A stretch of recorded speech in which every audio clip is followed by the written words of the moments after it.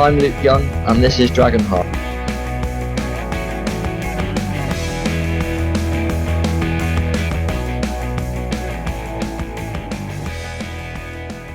Hello and welcome to today's episode of Dragonheart. Joining me, Bill Long, is Mark Griffiths and Neil Williams.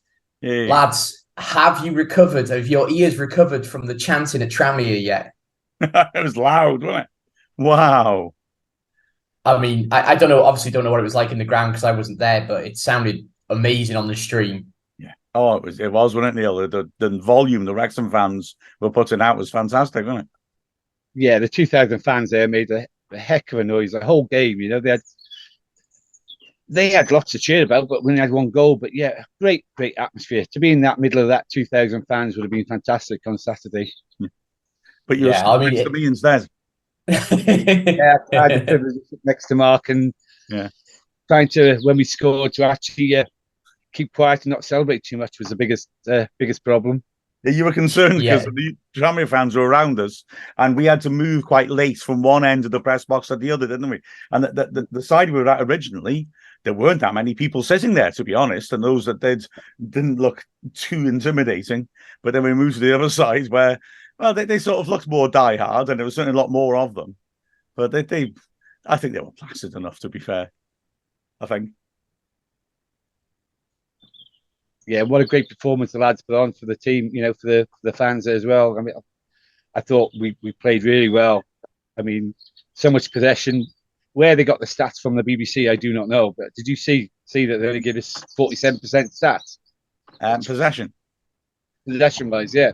Yeah. Well, let's properly crack into it. We will. I really introduce this properly today, but we'll get on to the Newcastle game. We do also have an interview, quite a special interview, but we'll go through that in a bit more detail later.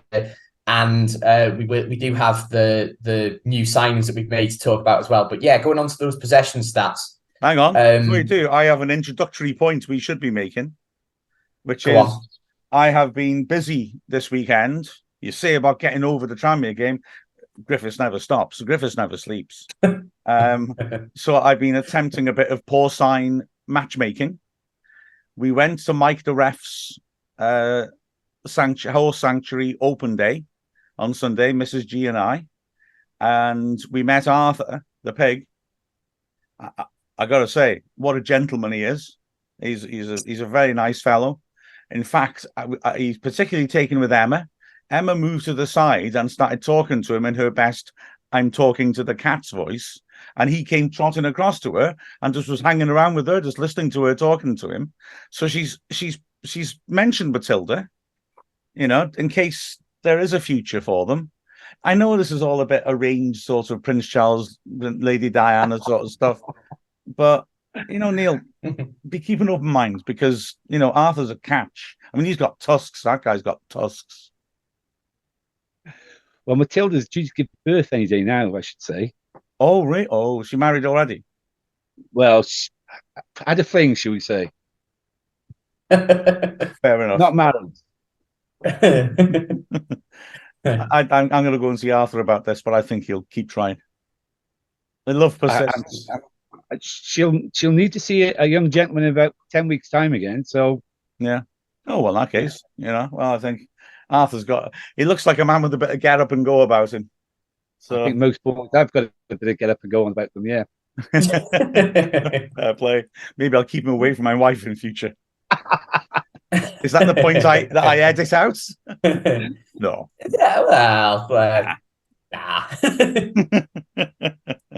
So, like, for 47% possession, it's currently more possession than Arthur has on Matilda, but very true. But I never know really with possession stats. And I haven't watched the game back. Do you think that's a fair amount? Do you think it's close to? I know they did have periods of the ball, but they just didn't really do a lot with it, did they? Very few periods on the ball. I mean, first half we totally dominated them. I think I said to Mark in the commentary, 80-20 to Wrexham in the first half. You did, yeah. Well, firstly, I would say that the reason Arthur's not got 47% possession of Matilda is because he's very Route 1. and secondly, he's a direct pig. And I actually, right, when I first saw those stats, when you messaged them across, didn't you? And my first reaction was astonishment. And actually, I then thought about it. I tried to dig deeper, and they don't quite give us the sort of detailed stats you might get at a higher level, where you can, well, it might do, but I haven't found it yet, the website, where you can condense it into different parts of the game. But I think it might be right, because if you think about it, Tranmere had a hell of a lot of completely passive possession in their own half, just passing centre-back, keeper. In fact, of the four, I did find out, the four Tranmere players with the most touches were the two centre-backs and the goalkeeper. And if your goalkeeper's like up there in terms of touches, and the other one was that Hendry, who often dropped back to split the centre-backs. So I think they had a lot of the ball, but they didn't do much with it. Does that make sense? So I think it's one of those things where possession stats tell you so much, but we were very effective with the ball when we went forwards. There's more to that story than them having more of the ball, because I barely felt threatened until they actually set the keeper up for the 97th minute. Yeah, I would maybe agree, but I still don't agree with the stats of just 47% for Wrexham. I thought it'd be far more, maybe 60-40, in Wrexham's favour for the whole game.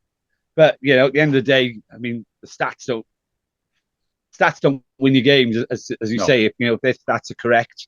Tranmere did very little with the ball. They didn't trouble the keeper very much. They didn't trouble the defence a lot. And I think I said it as well during the commentary. The only time you heard Tranmere fans was about 3 times during the game. Yeah. I thought Wrexham was superb. We got the winning goal, 1 goal, which was always needed. That we had to wait for the second half for that. But the chances we had in the first half, which is a little bit concerning, that we didn't put maybe 1 or 2 of those away. But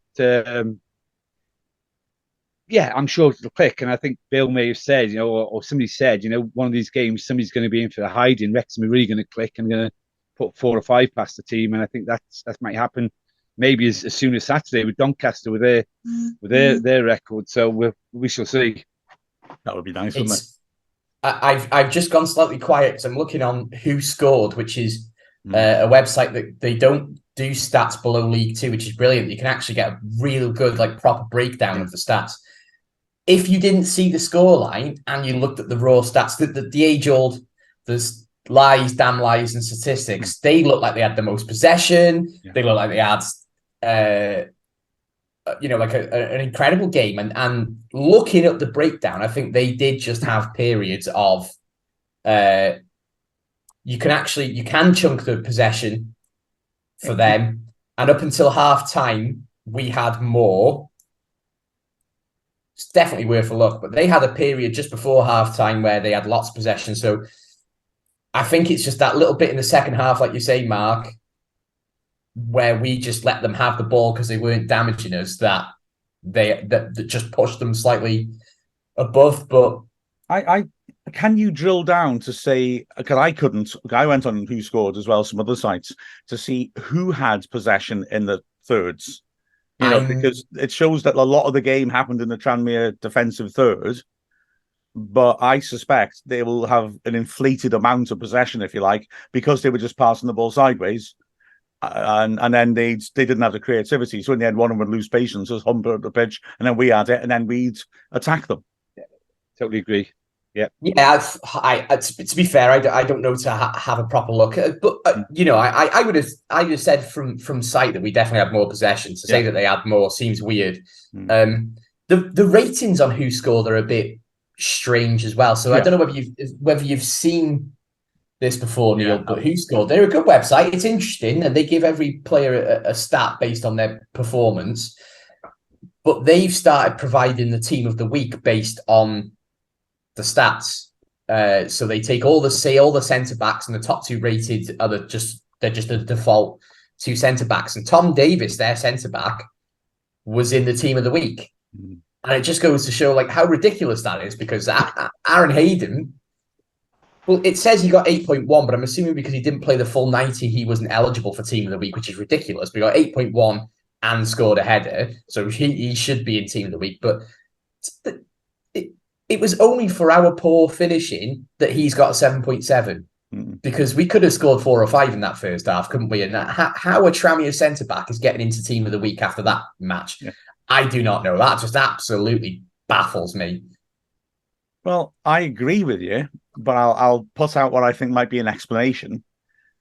Because I saw that, and until that match, I've been looking at who scored, and we found it really interesting because I found obviously what they're doing is they're crunching all the data around there to work out how effective players are. So they're looking at headers made, interceptions, things like that from those centre backs, and they're working out, just how well they did. Until this game, I thought that those ratings they gave players were uncannily accurate. I was quite impressed by how it felt like it was reflecting the game I saw.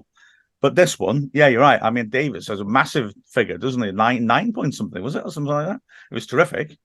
Well, looking at it here, it was 7.7, but for reference, Tozer got 7.1 and Boyle got 7.1. I wonder whether it's partly volume, Of course, yeah. And if he's because there were a few clearances and stuff, if he's cleared those balls away, he probably has had a good game. I don't want to take it away from him. Yeah. And the website is a good website. I just don't see how, purely in terms of teams of the week, how you could put a play, regardless of whether they got 7.7, how you could put a player in a game that team should have conceded 5 or 6. Well, Palmer and Dolby troubled them, and yet they did win a lot of headers, both Turnbull and Davis. And so statistically, that's going to look good, isn't it? I suppose. Yeah. They only let 1 goal in, and by my recollection, it wasn't either of their faults. It was Yarni losing Hayden as he ran in, and then somewhat naively, it looked like Palmer blocked him off. I don't think he actually intentionally did. I think it was Yarni lost Hayden, panicked, sprinted, and ran into Palmer. And then once he'd done that, he was never going to get near Hayden. So I suppose you could argue 1 goal against them, that just the stats could add up, but I think anyone watching the game there, I like stats. I think it's good to have that extra thing to analyze, but I think the figures from that game didn't really reflect what happened in the game. No, not at all. But anyway, enough of the number crunching. Just in terms of the general play, lads, how did it feel commentating that? We felt comfortable, didn't we, Mark? I thought defensively we were very good. Attacking, we were so quick on the break and caused them so many problems. I think Parky's got to really have a look at that team he started with on last Saturday and think, well, that's got to be my starting 11, barring maybe a couple of tweaks here and there. But I think midfield we look far stronger.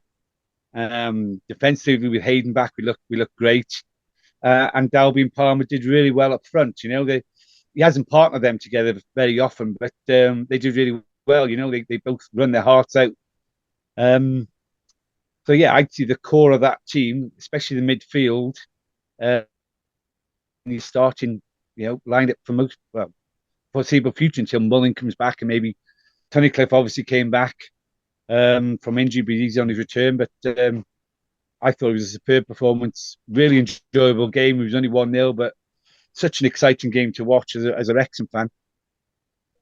And can't fault their work rate and their ethics. I thought as a team, they, as I said earlier, their passing was slick, their movement was fantastic. Very rarely went for the long ball over the top. We all played it through midfield and down the wings. Barnett had a great game on one wing as well. And yeah, I think overall, you couldn't have criticised one player on that Wrexham team. They all put in a fantastic shift. We struggled to pick them out of the match because they, nobody really stood out. But yeah, really enjoyed and privileged to go and watch that game and be able to commentate on it live. I thought too many of them stood out. That was what made it difficult. There were so many good performances, weren't there? And McLean as well. Ooh. Oh, what from in terms of like watching it on TV, what a performance from him. He's a cut above, isn't he? Oh yeah, absolutely. He'd be disappointed he didn't score, mind. I think he's got the quality to finish in those situations. He had 2 1-on-1s, tightish angle, and the second one the pass sent him a bit wide, but yeah, he'd be disappointed not to score. But wow, he's good, isn't he? Oh, he's really good. He's gonna have some fun in this division, I think. Just want to get a bit of continuity for him. He's on international duty now. He had their injury bore, and he'll be on he'll be on international in October again as well, Yeah. which is a bit of a shame. So Yeah. well, it's Yeah. not. It's good problems to have, that though, isn't it? Mm. And Mendy's on international duty as well, isn't he? So No, he's not actually. not. I think he was in a preliminary squad, but when they chose their final squad, he wasn't in it. So he was there yesterday on the Newcastle game, and he's available for Doncaster. Oh, okay, that's good. That's really good news. It's rare I get a scoop in it. Yeah. Unless you're down the pub and they get scooped into a couple of pint glasses. Yeah. It's not often, Neil, is it? You come away from a derby game almost feeling sorry for the opposition. Oh, don't get me wrong. I didn't feel sorry for the opposition at all. There's the last two games. They were very poor. They were very poor. That's what I was getting at, really. Like they look like relegation fodder if they carry on like that, don't they? Yeah. Until they set the keeper up for the last couple of corners, in the last minute of the game. Did they trouble us at all? No. I mean, their fans booed them off at half time. To be, that shows how good they were, and I think the fans were expecting a lot more from them. But no, I felt quite comfortable watching Wrexham, but we were never going to lose that game. And I think, no, I don't feel sorry for Tranmere at all. It's not our problem, is it? No, very true. I didn't see many of them crying after the Xavi Bolero game. Put it that way. No, well, I mean, I didn't go to that game, but I've heard the stories, and yeah, fair dues. It could have been like that for us, but I actually thought their keeper was probably their best player on the pitch. He kept them in it in the first half. It's never particularly a good sign when your keeper's your best player in a way, is it? Unless they're absolutely outstanding. That's what I mean about the high ratings for him and the centre backs, just because they were kept busy, isn't it? Yeah. Remember, the season we finished bottom of the 4th division and didn't go down because there was restructuring. Mark Morris, our goalkeeper, was player of the season, and quite rightly, he was excellent.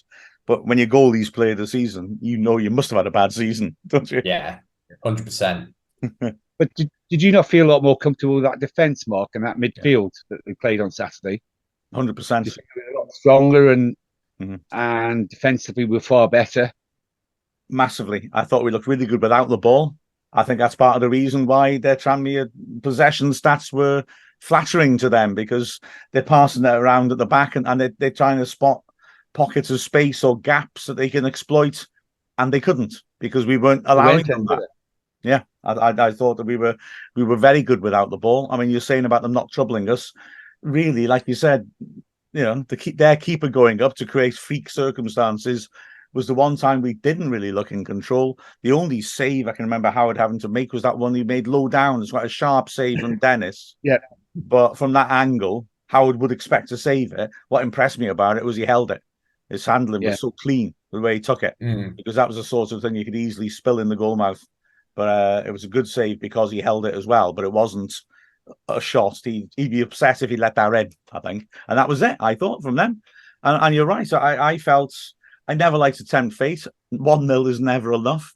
But I felt really, going into that last 7th minute when the goalie went up until that point, I felt quite serene about the whole thing. I couldn't really see where they would get a goal back. I was very happy.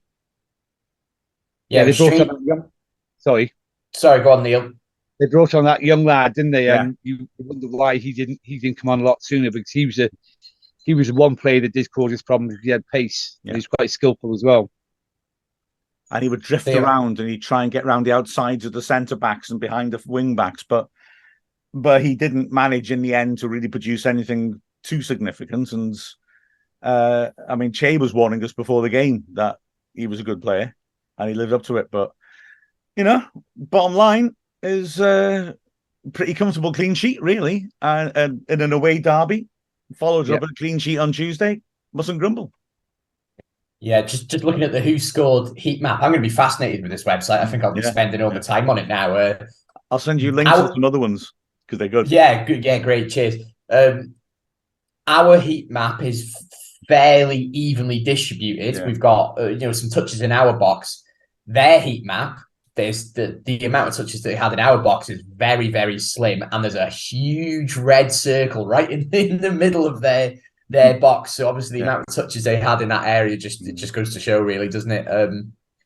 It's quite interesting seeing that visually when you've watched the game and you kind of know that's happened, but to actually see it on a website is interesting. Well, two more stats on that site to have a look at.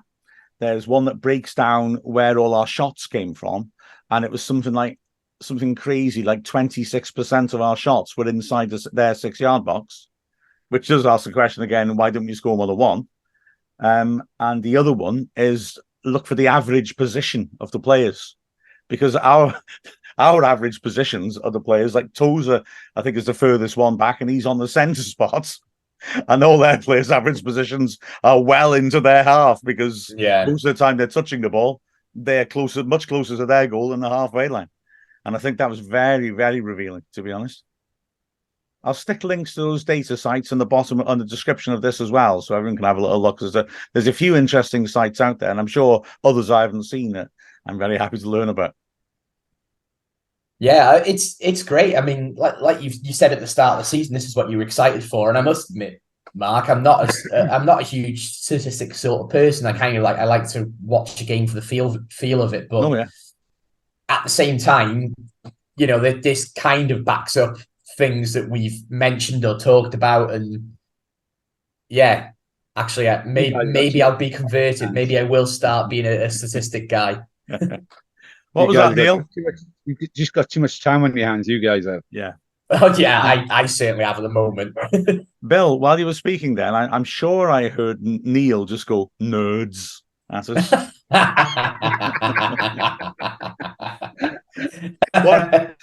What is it Renham Denham calls the IT crowd? Standard nerds. Yeah. That's us. That's me. So, my statistics were the eyes I watched the game with the other day, and I thought we were far superior. And if somebody had not seen it, they would get a far better impression of the game by listening to your description than by looking at those statistics, to be fair. Very true. Yeah. So overall, a really pleasing day for the Reds. I think generally that's a result that we can use to go and build on for the rest of the season. It's also a performance that we can build on for the rest of the season, because sometimes you have a 1-0 game where you've scraped it and you think, right, we can kick on from here because we've shown a bit of character. But it wasn't quite one of those games. It was just a game where the character was there from start to finish, wasn't it? And we should have battered them. But actually, how many games have we had in the past where we should have battered a team and then come away thinking, Christ, we've drawn that, or even lost sometimes? So happy days all around, I think. I think another thing I said to Mark, it was good to see two halves of the same game where Wrexham played, consistently well throughout the whole game. The last two away games, maybe we've had really one good half, and the second half was like mediocre. But I thought Saturday we played tremendously for the whole 90 minutes, which is really pleasing to see. And even more pleasing was keeping that clean sheet. It's the first one of the season for us, so in the league. 100% agree. I thought it was very wise at the time when you said it, when you were saying how it's our first two good halves put together in an away game. 100% correct. And I think it's very gratifying to experience that, and it gives us something to build on, doesn't it? Yeah, I think we're over that, because we came back from America late. I think a few of the first 2 or 3 games have actually been like just building up your stamina and whatever, a bit like our friendlies, and they're struggling to get going properly. But I think now we've hit the ground running now, and I can't see anything more than we'll get better as each game goes by now. Yeah, agreed. And how satisfying is it to be the league's top goal scorers without our top goal scorer? Yeah. We were the country's top goal scorers about a week ago, weren't we? I think. Were we? Wow. I think so. Yeah. That's something. I think that's we've got to be pleased with that. Yeah, absolutely. And we feel like we should be scoring more. So that's quite something, isn't it? Yeah. I was looking at the Doncaster game with Ran on for the Teach Me How to Wrexham podcast that we've been doing, and they're the league's highest conceders, second highest conceders. We're the league's highest conceders and the league's highest goal scorers. So it's going to be 0-0, isn't it, on Saturday? Yeah. But we can get onto that later, can't we? Yeah. Right. Well, after this, we're going to be talking about the Newcastle United Papa John's Trophy game. I'm Gareth Owen, and this is Dragonheart.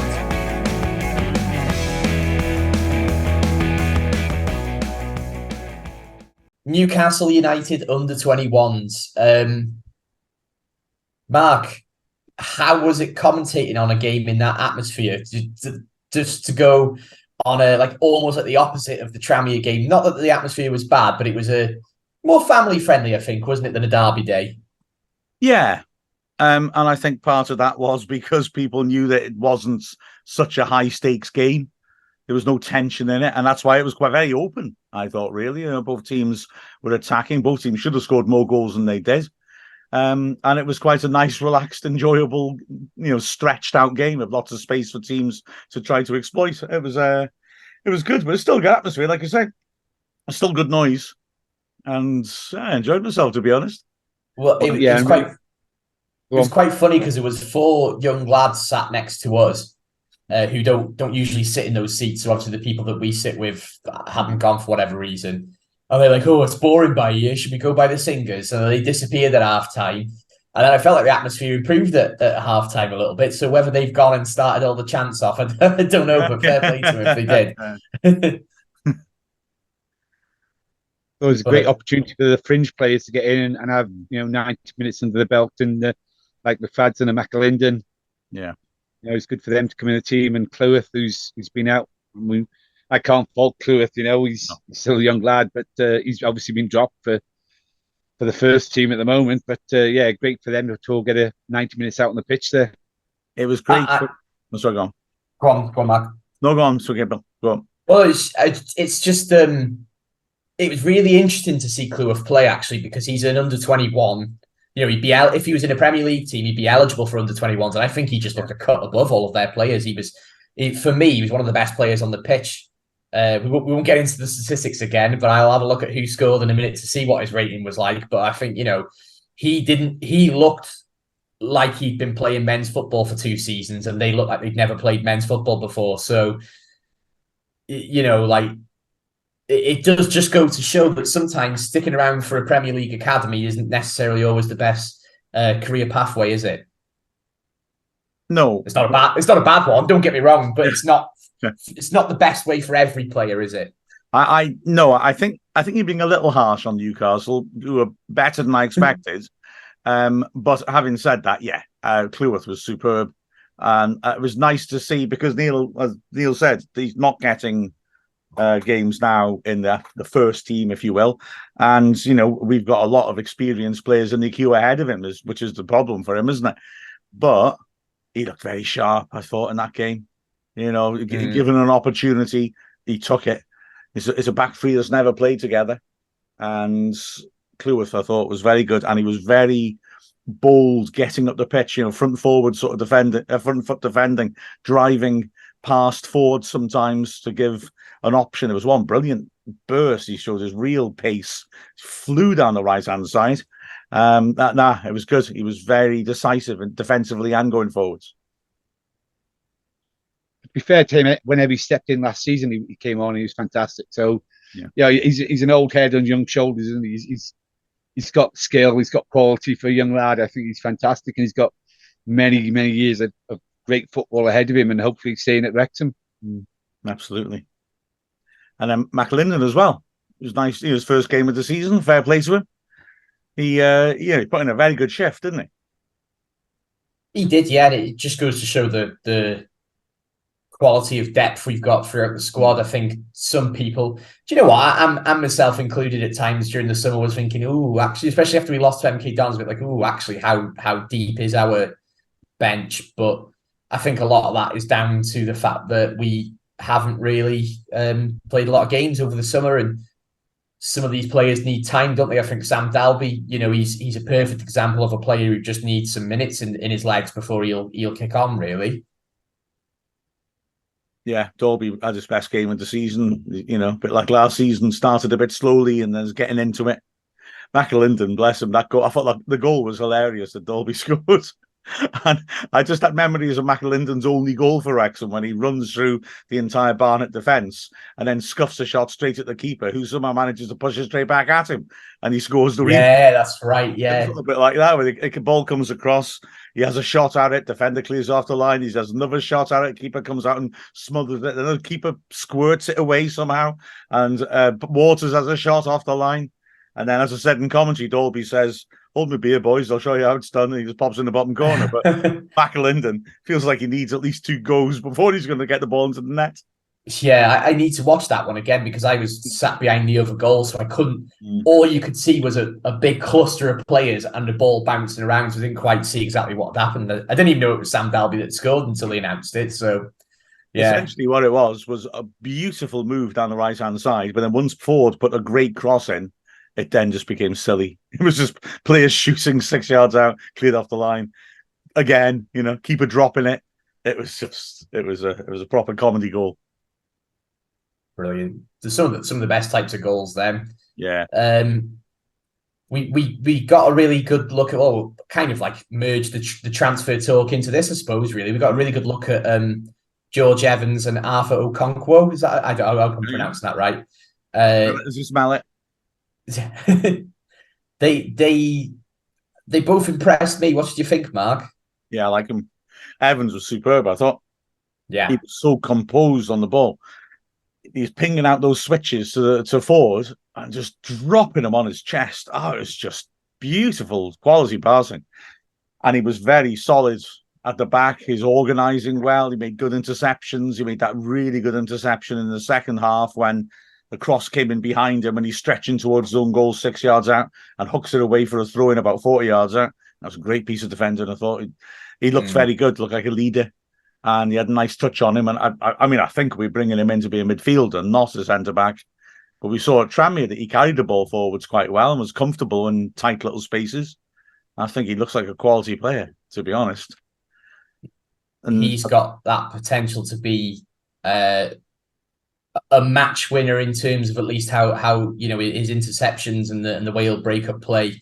You know, we could have some games like the MK Dons game where we kind of give them and Swindon where we give them free rein just outside the box. I don't think that's happening with him in midfield, is it? No, I mean, I don't think it's a coincidence that Young and O'Connor, when they're anchoring the midfield, we look more stable. And I think Evans is a specialist at that. So, you know, that's good because it maybe frees up O'Connor or Young to go a bit further up the pitch if we want to use them that way. But again, do you think that we're going to sort of switch from like having that pivot and 2 midfielders to almost having 2, like a bit more defensively? So say Young and Evans or O'Connor and Evans with Lee giving a bit more free rein. Is that something that you think we'll switch to this year? I've been wondering that myself, because it does free Elliot Lee up to do all sorts in the other side's half, doesn't it? The thing is, though, I don't know, because we tried that at the start of last season and it didn't work, and we seem to have a very well grooved style of play. Players slot into it well. So I really, it's an intriguing question. I'd also argue that Elliot Lee, which we didn't expect at the start of last season, does that donkey work in midfield really well. Yeah, he does. You know, I mean, he's still among the top scorers in the division, playing in that left-sided position. So I don't think there's any great imperative to change that. But yeah, I've been thinking the same thing, whether that's something we might look to move towards. Unless it's just the case. Go on, sorry, Neil. If he's going to play that, obviously, you know, we normally play with 2 wing backs, which means you're going to have 3 in midfield, really, in theory, isn't it? So he's got hard choices to make as Parky if he's going to still continue playing with the 2 wing backs. I mean, I suppose he'd argue that the double pivots would provide extra cover for them. They could be more attacking, possibly, and you know, I mean, you could easily convert it into that 4 at the back he switches to when we're chasing a game by having a central centre back doing a Rafa Marquez, you know, sort of stepping into midfield, dropping back when needed. So that midfield, you know, the choice we've got in midfield between Evans, O'Connor, Young, Jones, Cannon, Lee, and Davis. That's a headache and a half to have, isn't it? Ludicrous, isn't it?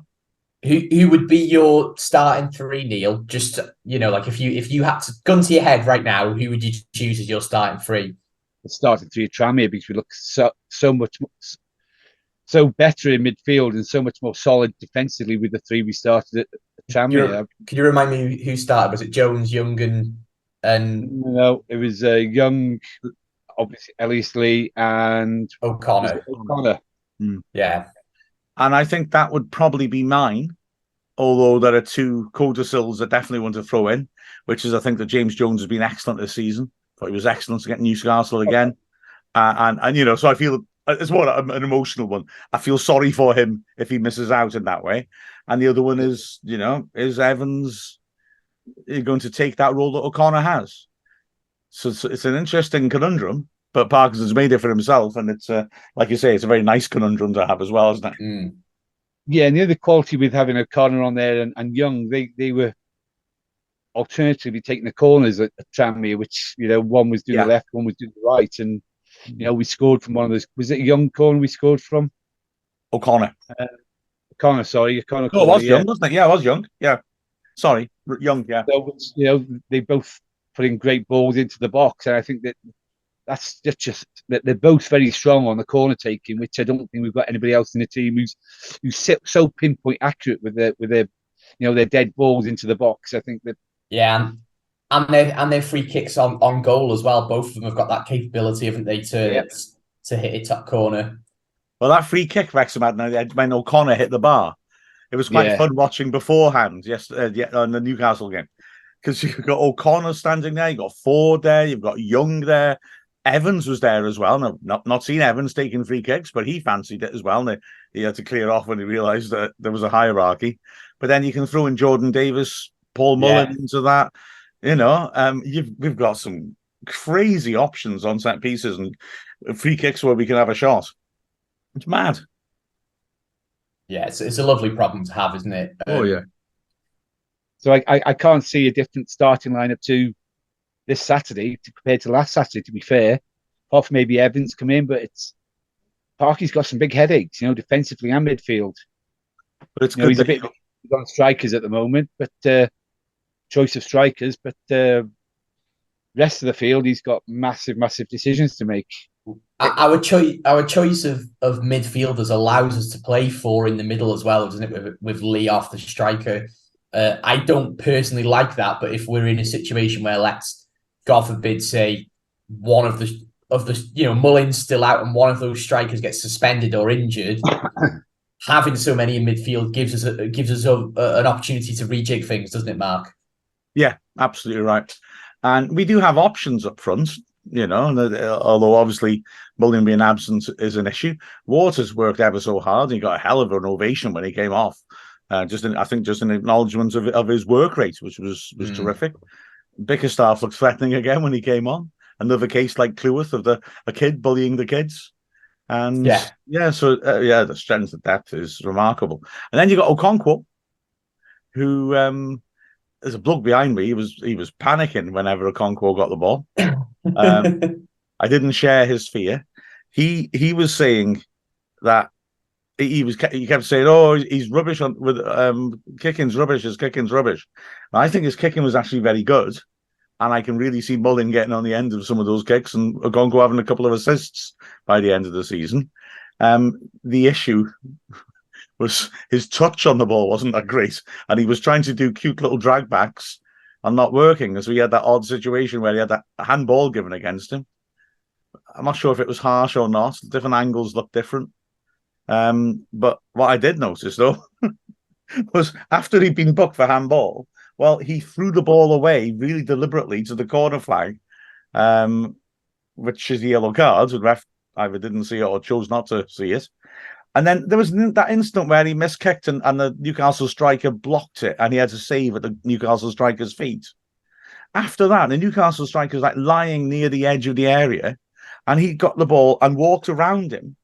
And I swear to God, he walked out of the box with the ball in his hands, but nobody seemed to notice. I've got to look at it again. I really think he just picked it up and walked out the box and back in again. just to get around the speller. So, be careful. It's he reminded me of two players in a way. He reminded me in terms of his stature and his body shape of Dennis Lawrence. Mm-hmm. You know, the sort of like really tall, not completely skinny, but kind of lanky, you know, like long arm, like long limbs, and sort of had probably helped that he has, you know, like the cornrows, like Dennis Lawrence had in one period as well. Like he had that sort of look about him, and at the slight, he made the crowd a little bit nervous, a little bit like Jocelyn Maybe used to. You know, that kind of like he just has that look about him, like he's going to do something that you don't really quite know whether it's going to come off or not. But remember, he's had no pre-season. Of course, and I'm, you know, base here. You don't win the Austrian Cup with a keeper that's completely useless, do you? So exactly. And I thought his goalkeeping was good. He only had one save to make, really. He got down well for that as well, didn't he, to be fair. Yeah. So I was very encouraged. The other thing, of course, is Newcastle being a Premier League academy team. They're knocking the ball around in little triangles. Didn't put any crosses in. So he didn't have a chance to show what he could do there, because he's certainly got the stature and the agility and the movement, you would think, to really dominate the penalty area. I'm excited about him. Obviously we need to see more, but he looks like a good keeper to me. And you know, he used his height well. And Newcastle had two great chances in the first half when they just slashed it over the bar. And the second one, he got out very quickly and stood up rather than committed himself, you know, to say, okay, mate, you got a tight angle and you're going to have to somehow get it over me and back down again. Go on, try your luck. And I thought that was good, the way he just forced him into having to stick it in the stand. So on the spot, Mark, I mean, who starts Saturday then as a goalkeeper based on what you saw last night? Howard. Because Howard has not done anything to lose him his place, I would argue. I think Okonkwo is in contention, don't get me wrong, but I just think Howard, he's been excellent this season. He's conceded 2 goals in 4 games. One of them was a penalty. He's looked rock solid in the air. He's made some good saves, and he's done nothing to lose his place, I would argue. So I think Okonkwo will be challenging for that league spot, but Howard is certainly, I think, at the moment, he's not given any reason to be dropped personally.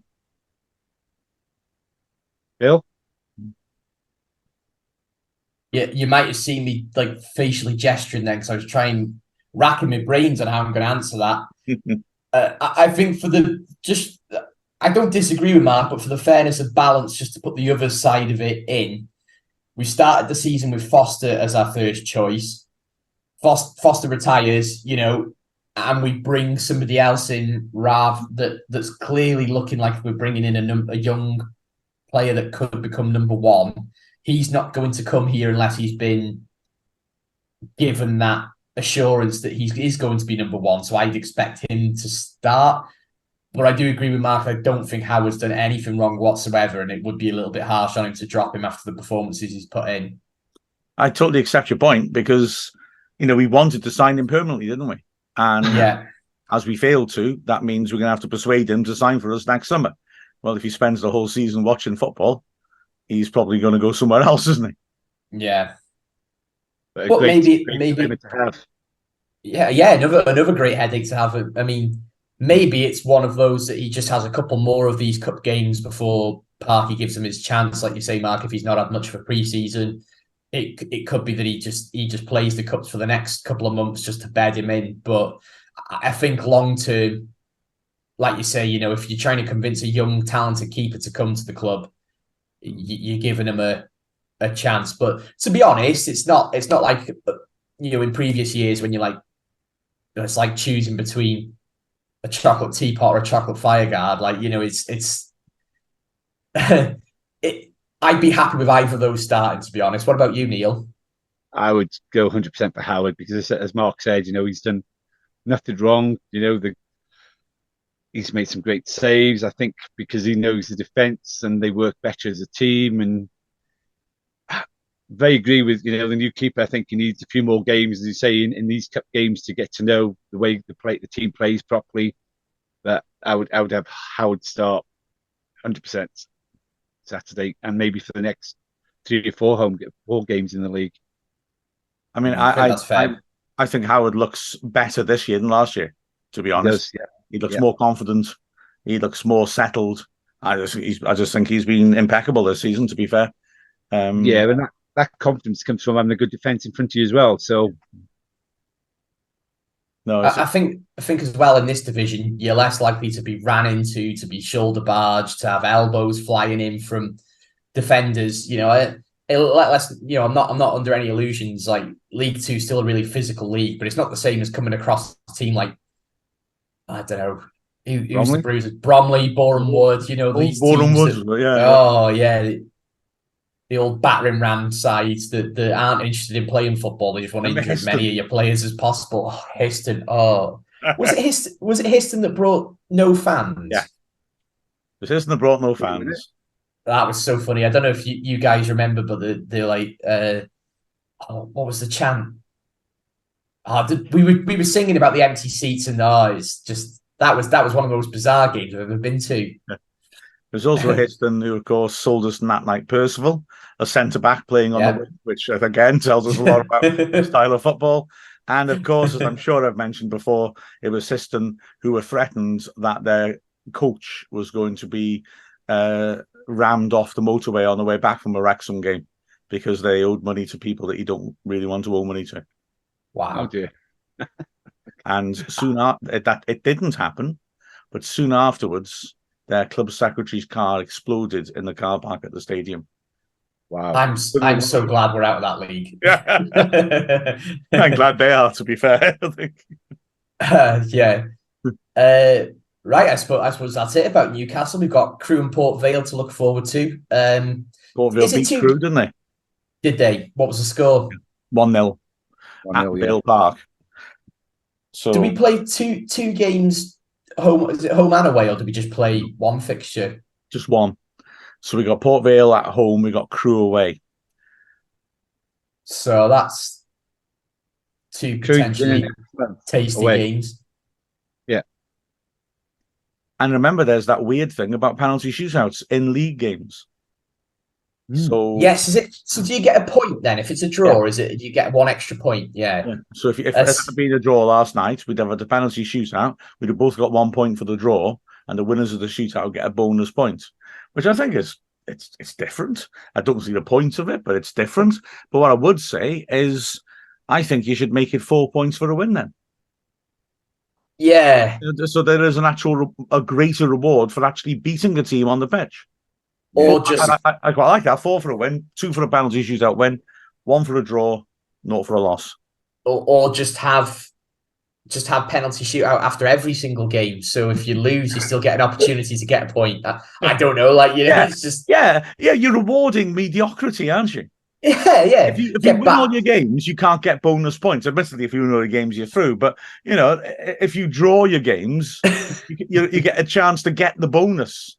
Yeah, and you for a win. Bring it in. You get battered every week. No, you get battered 5-0 and then win the penalty shootout, so you come away with a point. There you go. Yeah. We're not playing Crewe until the 10th of October, which is quite a way away, really, isn't it? And then the next set of fixtures are in November then, so it's quite spaced out, which I suppose is pretty good in terms of the fitness side of things. But it's a trophy that doesn't really start getting interesting until you're in the knockout rounds, does it? Because as soon as you've got an opportunity to win it, then I think you start taking notice. Exactly right. Interesting how low down on the project list it is for Parkinson. I'm sure FA Cup would be coming up around October time, wouldn't it? So I just said it was bottom until we got knocked out of the League Cup, and they might take it a little bit more seriously. Although I think in the group games we'll still play the second string or the needing fitness team or whatever you'd want to call it. Yeah, I agree. It's got to be bottom of those priorities, isn't it? Yeah. I mean, FA Cup, win a couple of games, and you could be playing Man United and getting £1 million out of one game. Yeah. So, and then we beat them, wouldn't we? Let's be honest. So. Well, the way they're playing at the moment, why not? Anyway, after this, chaps, we've got an interview with near teenagers. Two girls one from America and one from Shrewsbury. We had a little chat with them, Neil, didn't we? It was really interesting that they've connected over Wrexham FC. I won't spoil too much, but they've been having a chat with each other over the internet, and it was fascinating to actually see we've connected with a lot of international fans, but to see two of the younger generation connect was amazing, wasn't it, Neil? It was a lovely, lovely story.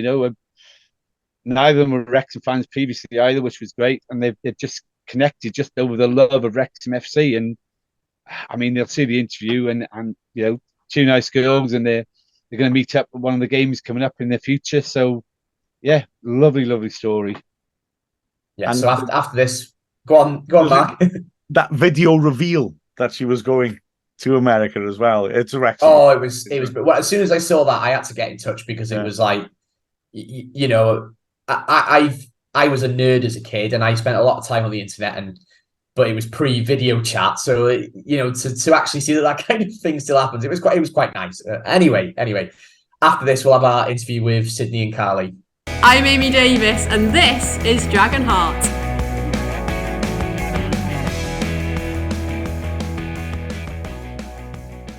So I'm here with Neil and Sid and Carly, and we're going to talk a little bit about your relationship. So Sid, why don't you introduce yourself first to the listeners? My name is Sydney Greenberg. I live in New York in the USA, and I play for a bunch of different soccer teams in the States. Okay, and how old are you then? I'm 12 years old. And so you say you live in New York. Is that New York City or the state? No, just the state. Okay. And Not Carly, very cool. Well, look, I'm sure everywhere is a bit more glamorous than Wrexham.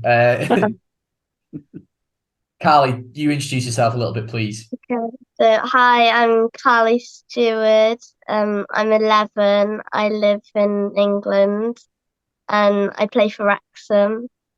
Oh, brilliant! So you're part of the Wrexham team then. So is it? Yeah. Where in England do you live? And near Shrewsbury. Ah, okay. In Whereabouts is that? Because Neil's Shropshire as well.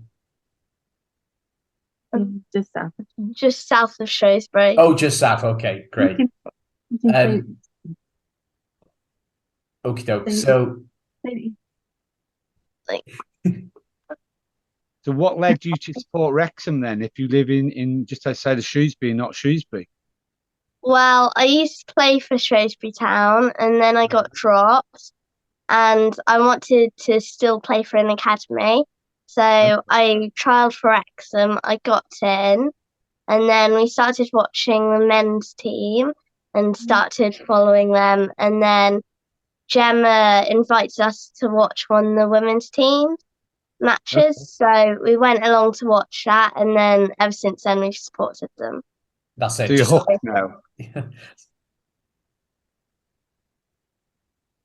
That's exactly what I was going to say, Neil. You're hooked now, then, are you, Carly? Yeah, definitely. And so, Sid, how did your Wrexham fandom start? All right, so basically it was probably the Welcome to Wrexham show. I thought it was really interesting, and my dad told me about it, and then I just thought it was really interesting that a team went from like down here to farther up, and then basically I just sort of got hooked also with it. So you never heard of Wrexham beforehand then, Sid, no? Probably not before the show, no. I don't blame you. It's not many people, even in the UK, there's a fair few people who hadn't heard of Wrexham before the show. So, well, a lot of them not heard of Wales. So, well, yeah, true.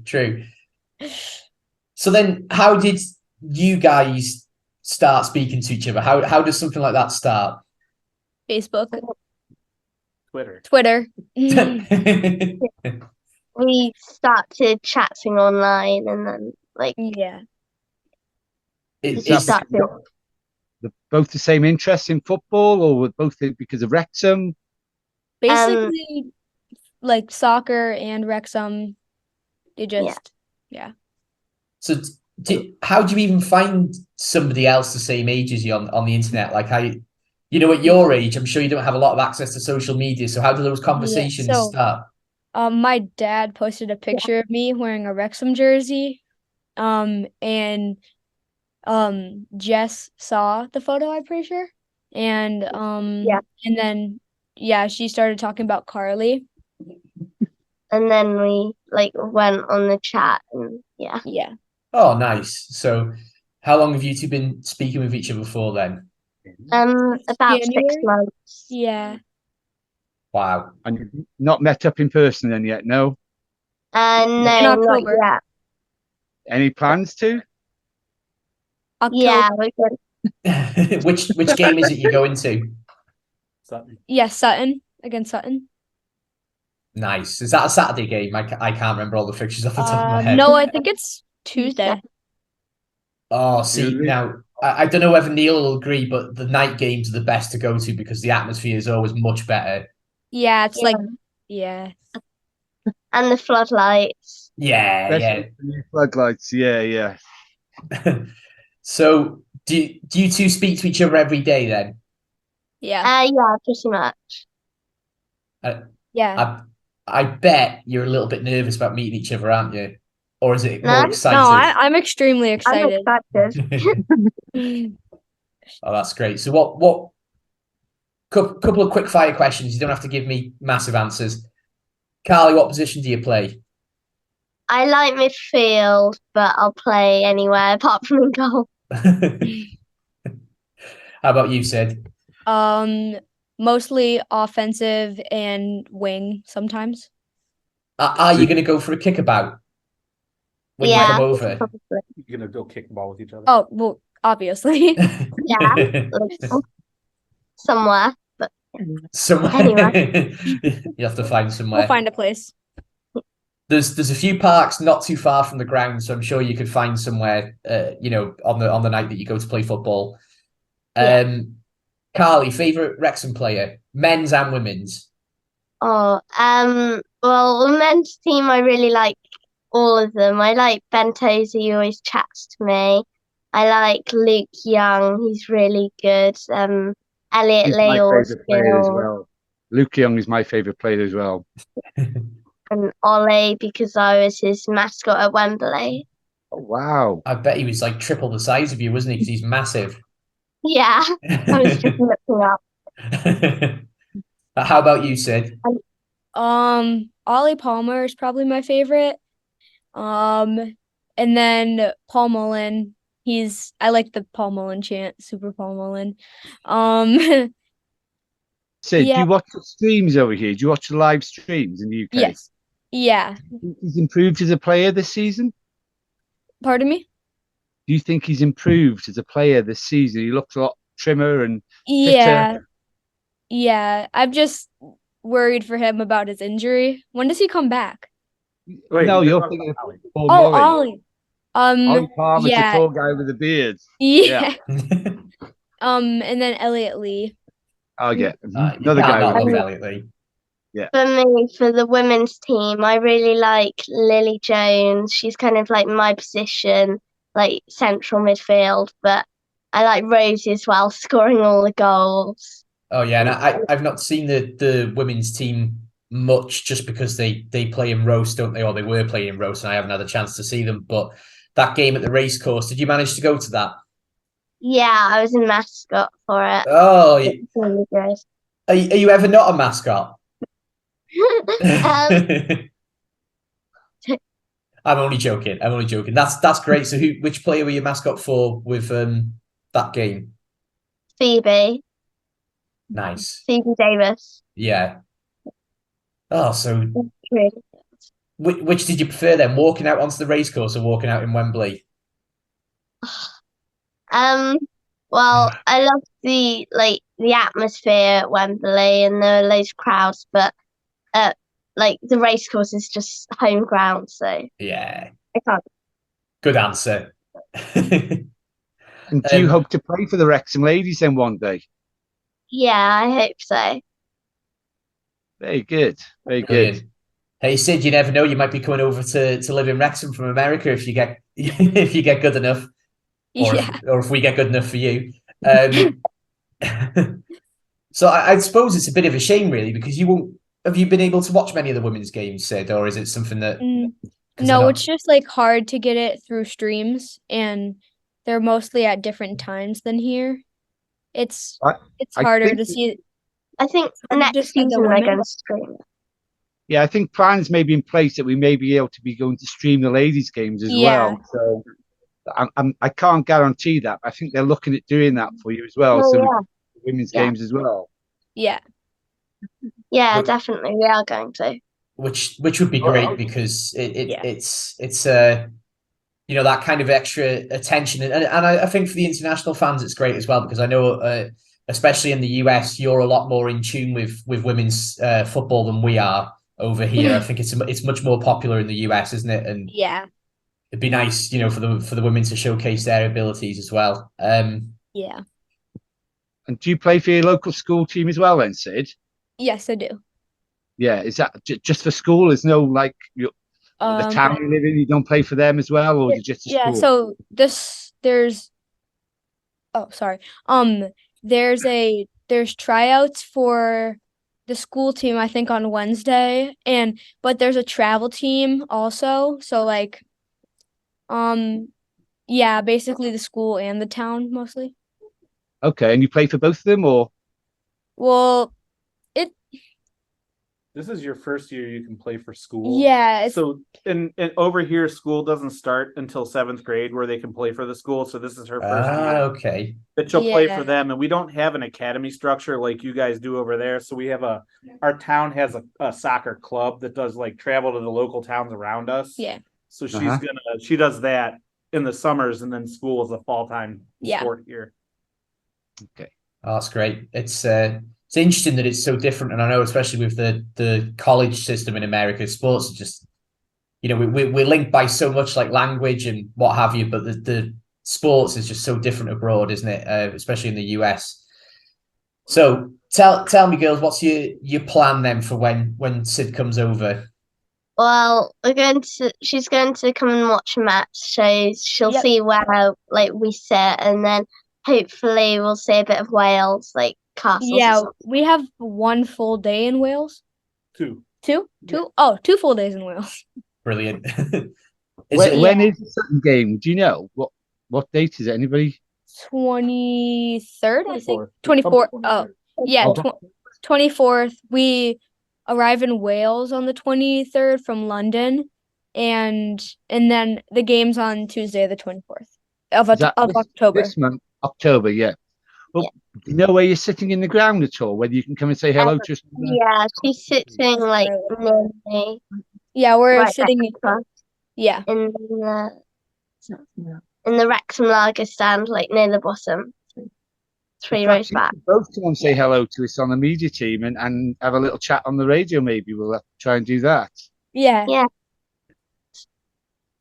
That's it. And I explain don't how sit. you guys met to you know the rest of the world who listen to the live commentary for the games.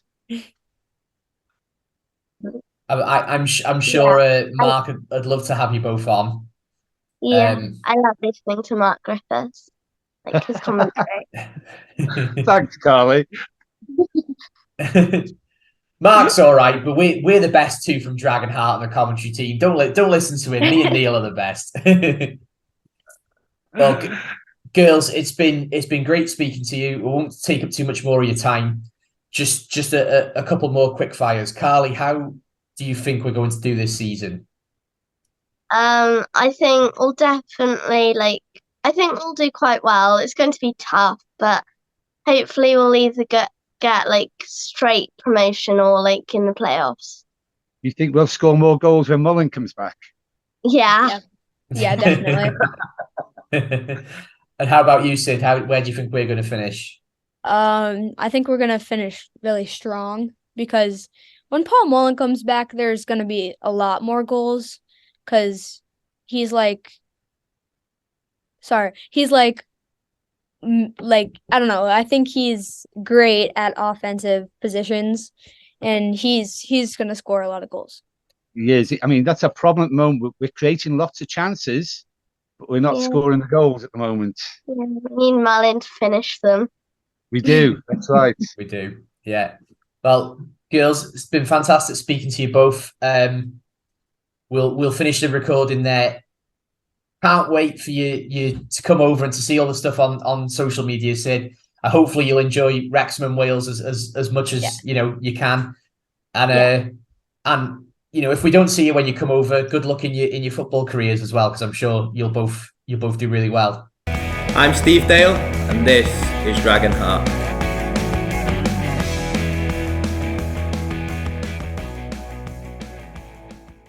I'll hit record. Okay. Okay, and after this, we'll be listening to another fantastic segment from Mike the Ref. I'm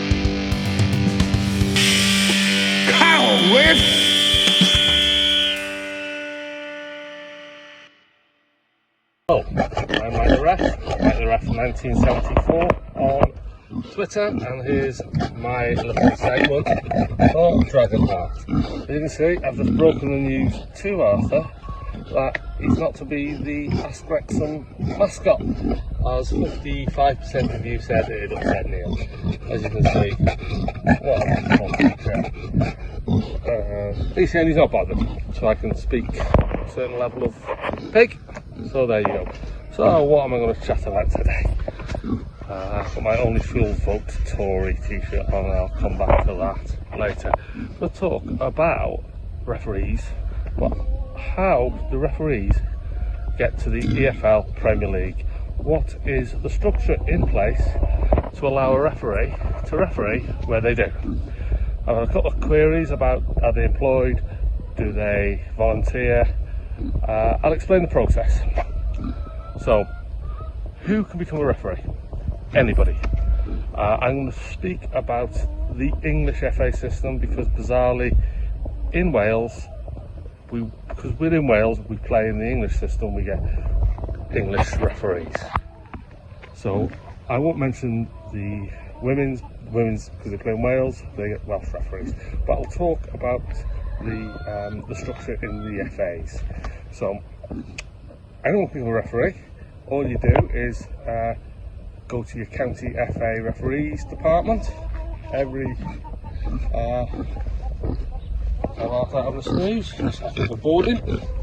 every county FA in England has a referee development officer, and every county has a county FA. So for example, the one across the border would be the Cheshire FA. So you go there, you go, I want to be a referee. They go, here you go, here's now an online course. You do the online course, you pass an exam, and then you go and have a practical session with the referee development officer. And once you've done that, you are then a qualified referee. In England, there are 7 levels of refereeing, 1 to 7. So level 7 is the bottom where you start. So you will generally start with youth football, junior football, one man and his dog teams with local parks. So real bottom of the pile amateur stuff that goes on week in, week out, which is, to be fair, is the foundation and the rock bed of or the bedrock of football. So what happens is then you go and do your games, you do 5 games and you're fully accredited. You can then apply for promotion. So you go to level 6. So generally referees are doing quite well, got a little bit of potential, will then get promoted to level 6. They might get observed, they might get a little bit of coaching, then they can go to level 5. Level 5 is what's known as a senior county referee. These will referee generally county FA Cup games.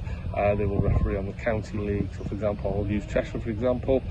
The referees at level 5 will referee on the county's most senior league, which is generally their county league. In Cheshire, it's Cheshire League, Lancashire League, and West Lancashire and East Lancashire, and they go on.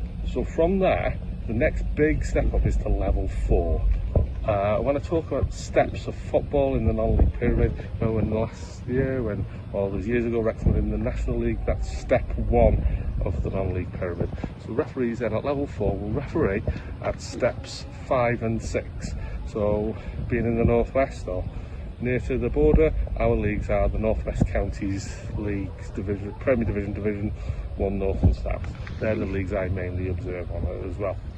So at them. If the referees do well on observer marks and the clubs get a say, the clubs will mark the referee at the end of each game. The referees of the FA will make a decision on what referees to promote to level 3. So level 3 again will be another step up. So that's the Northern Premier League, as it is in the area that Wrexham fans will probably be familiar with. You've got Southern League and the can't remember the other one. I think it's the Southwest one. So there's 3 leagues, pyramid down at that level. So refereeing that. So again, same principle. Will get assessed. Not every game, but most games will be assessed. And then from that, they'll go to level 2, which is National League North, or they'll go to level 2B now, National League North. Same process. And then go to national level 2A, which is National League. And again, at National League, it changes slightly where they are assessed every game and they will be promoted on referee observers marks. So I think I've covered the referees observers marks in a previous topic. So again, the top referees from there, normally 4 or 5 every season, will then get promoted to the EFL and they'll referees in Leagues 1 and 2. The bottom referees will get demoted, and down the pyramid you'll notice there's probably less demotions than there are promotions due to referees retiring, but referees can get removed and demoted to up and down the levels, like clubs can get promoted and relegated.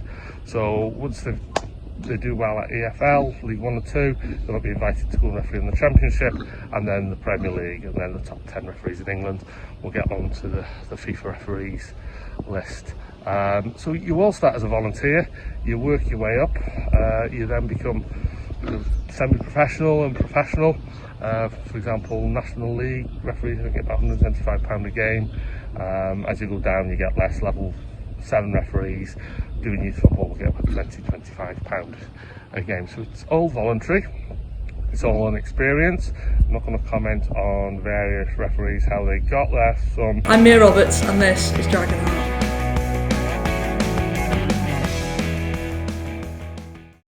First pre-season friendly at the Rock, Mark, against Crew. Yeah, one for the families to get down to. Free tickets. So what's not to like? So Crew AFC, and it's a test event essentially for being prepared for the top division matches to come. So last friendly of the pre-season before they get into the serious business against Swansea City. There've been some interesting signings as well, so yeah, it'd be fun to get along there and see how they're shaping up. Yeah, they signed a couple of women's Premier League players, haven't they? Or whether those players were actually in the women's Premier League or not, I'm not sure. It was an ex-Aston Villa player, is it? An ex-Liverpool player? Yeah. Well, there was always going to be investment in the playing side once we gone semi-pro, wasn't there? So. Yeah, they need strength and depth too. Not as many games in the season, but the amount of games builds up more when you're in that league because the league splits and goes into a final stage. So yeah. So it's like the men's Welsh Premier League then, is it, in that sense? Yeah. So yeah, we'll need a quality in depth, just like the men's team, won't we?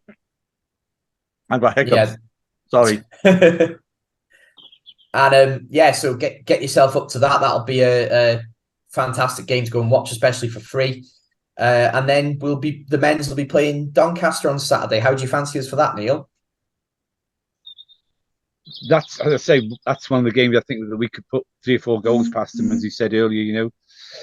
We're the highest scoring team, but also the highest conceding team. But though Doncaster did have a good result, was it 0-0 draw they had, which was against Swindon. In Swindon, so yeah, they've tightened their defence up. But come to Wrexham, we play like they have been doing.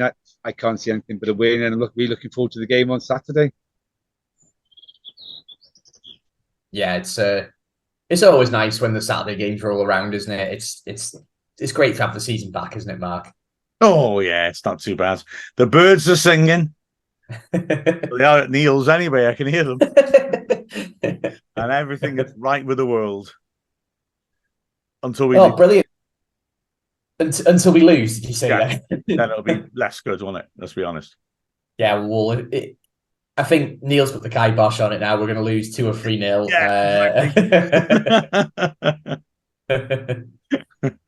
No, well, yeah, I said that at Halifax, and we did lose. So yeah, it could be right. Yeah. yeah. Well, it's been a great show, lads. You can find us, all 3 of us, on Twitter. You can also find the Dragonheart Show as @Dragonheart Show. Subscribe on all the places that you get pods: SoundCloud, Spotify, YouTube. Make sure you subscribe, notifications on, etc., etc. You know the drill by now. We have been Mark Griffiths, Neil Williams, and Bill Long.